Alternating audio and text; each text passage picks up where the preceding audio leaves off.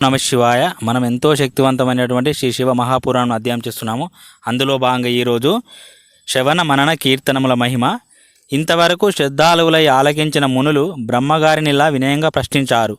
ఓ కమలోద్భవ, శ్రవణ మనన కీర్తనముల గురించి మాకు సవిస్తరంగా చెప్పండి. ఋషుల ప్రార్థనను మన్నించి వారి శ్రద్ధాభక్తులను గమనించి పితామహుడిలా చెప్పసాగాడు. మహర్షులారా, శివ పూజ, శివ మంత్ర జపము, శివుని గుణాలను, రూపమును, లీలలను, ఆయన అనంత కళ్యాణ నామములను వేద సమ్మతమైన యుక్తిగల మనస్సుతో సర్వకాల సర్వావస్థలయందు చింతించుటే మననం. సాధనలన్నింటిలో అత్యుత్తమైన ఈ సాధన శివానుగ్రహం కలవారికే లభిస్తుంది. శంభుని యొక్క ప్రతాప, గుణ, రూప, లీల విశేష నామ వైభవాలన్నింటినీ వాద్య సహకారంతో రాగయుక్తంగా గాన రూపంగా కానీ, వేద అధ్యయన రూపంగా కానీ, లేదా దేశ భాషలో స్పష్టమైన వాక్కుతో రసవంతంగా కీర్తించటం కీర్తనం. స్థల, కాల, సందర్భ కారణాలతో నిమిత్తం లేకుండా పరమశివుని మంగళమైన గాథలను హాయిగా చెవులతో వినడం. ప్రియుడు ప్రియురాలి వచనలను ఎంత ఆదరంగా వింటాడో అంత ఆసక్తితో వినటం శ్రవణము. ఇది లోక ప్రసిద్ధమైనదే. సజ్జన సాంగత్యం వల్ల శ్రవణం సమకూరుతుంది. ఆ పైన కీర్తన అలవడుతుంది. తరువాత మననం సిద్ధించి ఈశ్వర అనుగ్రహంతో సర్వము సిద్ధిస్తుంది. సూతుడి మహత్తర విషయాలను ఇంతవరకు చెప్పి సాధన మహిమను గురించి ఇలా చెప్పసాగాడు. మునులారా, అసలు ఈ సాధన లోకంలో ఎలా ప్రవర్తించిందో దాని పూర్వగాథను చెబుతున్నాను వినండి. పూర్వం పరాశర మహర్షి కుమారుడు, నాకు గురువైన వ్యాస మహర్షి సరస్వతీ నదీ తీరంలో ఆశ్చర్యకరమైన తపశ్చర్యలో మునిగి ఉండగా బ్రహ్మ మానసపుత్రుడైన సనత్కుమారుడు భాను ప్రభా సమానమైన విమానంలో గగనపథంలో సంచరిస్తూ యాదృచ్ఛికంగా నా గురువును చూచి భూమిపై అవతరించాడు. ధ్యానం నుండి లేచిన నా గురువు ఎదురుగా ప్రత్యక్షమైన సనత్కుమారుని చూచి సంభ్రమ ఆశ్చర్యాలతో భక్తి గౌరవాలతో నమస్కరించి అర్ఘ పాద్యాదులతో పూజించి దేవతాయోగ్యమైన ఆసనాన్నిచ్చి గౌరవించాడు. అందుకు సంప్రీతుడైన సనత్కుమారుడు వినీతుడైన వ్యాసుని ఇలా ప్రశ్నించాడు.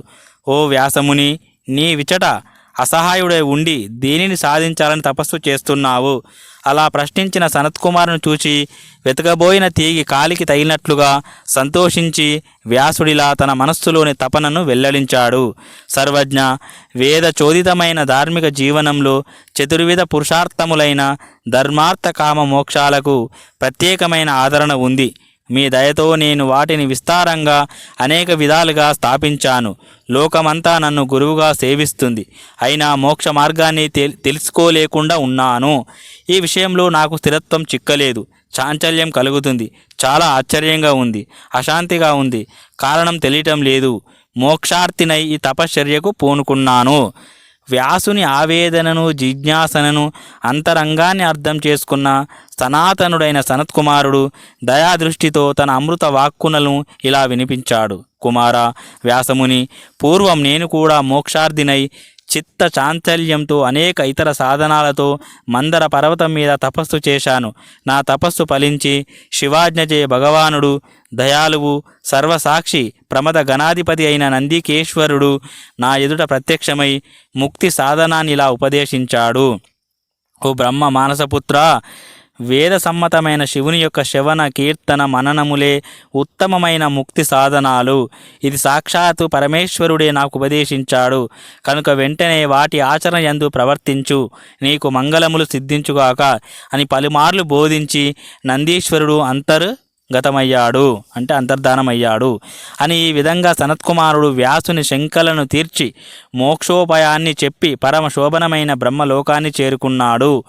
ఇంతవరకు విన్న ఋషులు ప్రమోద మానసులై, ఓ సూత, శివుని శ్రవణ కీర్తన మననములనే ఈ మూడింటిని ఆచరించుట యందు అశక్తుడైన మానవుడు ఏం చేస్తే ముక్తిని పొందుతాడు అని లోక కళ్యాణ కాంక్షా తత్పర మానసులై ప్రశ్నించారు. మునుల ప్రశ్నకు సమాధానంగా సూతుడిలా అంటున్నాడు. మునులారా, మహాసాధనని చెప్పబడే ఆ మూడింటిని ఆచరించలేని మానవుడు శివుని లింగమునందు గాని, మూర్తి అందు గాని, శివుని ఆవాహన చేసి నిత్యము అర్చించినట్లయితే భయంకరమైన ఈ సంసార సముద్రాన్ని దాటిస్తాడు. వంచన లేకుండా సంపాదించిన ద్రవ్యంతో శక్తిని మించి వ్యయం చేయకుండా అర్చించాలి. సర్వజ్ఞుడు సర్వంతర్యామైన మహాదేవునకు మనోనైర్మల్యము దృఢమైన భక్తి ప్రధానమైనట్లుగా ఇతరములు కావు. శక్తి ఉంటే శివునకు మండప గోపుర తీర్థ మఠ క్షేత్ర నిర్మాణాలను చేయాలి. రథోత్సవాన్ని జరిపించాలి లేదా ఉత్సవంలో పాల్గొనాలి. వస్త్ర గంధ మాల్య ధూప దీప నైవేద్యాలతో అర్చించాలి. ఛత్ర చామర వింజామరాదులతో సేవించాలి. ప్రదక్షిణ నమస్కారాదులు జపము శక్తి మేరకు చేయాలి. ఆవాహన మొదలు విసర్జన పర్యంతము భక్తి శ్రద్ధలతో చేయాలి. పూర్వం ఎందరో మహాత్ములు శివుణ్ణి ఈ మార్గంలో అర్చించి తరించారు. సూతుని ఉపదేశాన్ని విన్న మునులు తమ సందేహాన్ని ఇలా ప్రకటించారు. ఓ సూత మహాముని, సర్వదేవతలు మూర్తి స్వరూపంలో మాత్రమే అర్చింపబడుతూ ఉండగా ఒక శంకరుడు మాత్రం లింగమునందు మూర్తి యందు కూడా పూజింపబడటానికి కారణమేమిటి? మునుల ప్రశ్నలకు సంతోషించి సూతుడిలా ఉత్సాహంతో చెప్పసాగాడు. ఓ ఋషులారా, మీరడిగిన ప్రశ్న చాలా ఉత్తమమైనది. దీనికి సమాధానం చెప్పగల సమర్థుడు మహాదేవుడు ఒక్కడే, ఇతరులు కాదు. శివునిచే చెప్పబడి క్రమంగా గురుముఖంగా నాకు తెలిసిన విషయాన్ని మీకు చెబుతున్నాను వినండి. శివుడొక్కడే పరబ్రహ్మ స్వరూపుడు. ఆయన నిష్కలుడు, నిరాకారుడు. శివునకు రూపం ఉన్న కారణంగా ఆయన సాకారుడు కూడా. ఆయన నిరాకారుడు కనుక నిరాకారమైన లింగమునందు, సాకారుడు కనుక సాకారమైన మూర్తి యందు కూడా ఆరాధింపబడుతున్నాడు. ఆయన ఒకే సమయంలో సకలుడు, నిష్కలుడు కనుక పరబ్రహ్మ శబ్ద వాచ్యుడవుతున్నాడు. ఇతర దేవతలు పరబ్రహ్మ శబ్ద వాచ్యులు కారు కనుక వారికి నిరాకారత్వం లేదు. లింగ రూపంలో పూజ లేదు. వారు బ్రహ్మస్వరూపులు కారు, జీవులే అగుచున్నారు. శంకరుని యొక్క బ్రహ్మత్వం సకల వేదాంత సారభూతమైన ఉపనిషత్తుల సారంగా ప్రణవార్థంగా ఓంకార లక్ష్యంగా నిరూపించబడింది.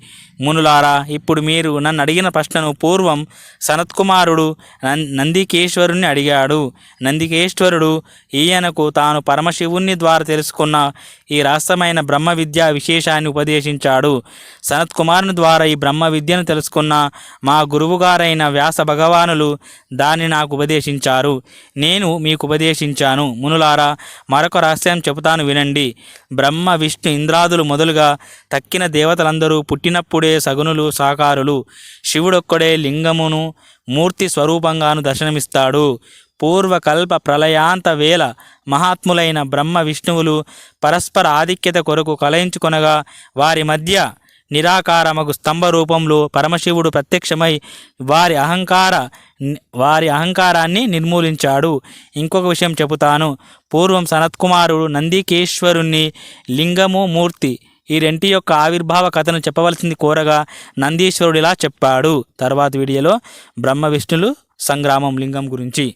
ఓం శాంతి శాంతి శాంతి. హరి ఓం తత్సత్. శ్రీరామకృష్ణార్పణమస్తు.